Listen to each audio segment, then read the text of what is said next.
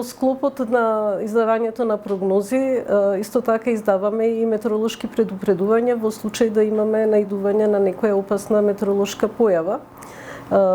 Нашите прогнози може да се најдат секојдневно на веб страницата на Управата за хидрометеоролошки работи, на Facebook страницата. Исто така не спомнав дека сме членки и на Европскиот метеоаларм, кај што исто така по потреба ги ажурираме параметрите, таму се означуваат со оние степени на опасност жолто, портокалово, црвено и за повеќе параметри, не само за температурата, кај нас е некако најпознато за топлотните бранови, меѓутоа таму исто така секојдневно, мислам кога има потреба, ажурираме и други параметри, како што ако има засилен ветер, силен ветер, ако има поголема количина на врнежи од снег, така да исто така е тоа еден начин на предупредување.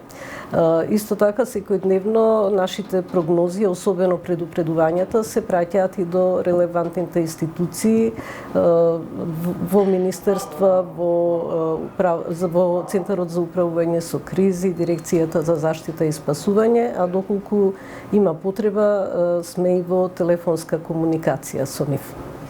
Па како што знаеме, сите активности ни се врзани со времето. Од најобичното излегување од дома, доколку не сме соодветно облечени, не ни е удобно, не ни е пријатно. Па се до некои позначајни работи, како што се земјоделието или пак некои настани на отворено што се одвиваат и многу други. Мислам, сите активности се врзани со времето. Така да секако е се од интерес за секого да знае какво ќе биде времето и да биде подготвен. Значи времето не можеме да го смениме, меѓутоа да се биде подготвен за временските прилики кои што наидуваат. И битно е да се следи и официјалната прогноза од Управата за хидрометеоролошки работи.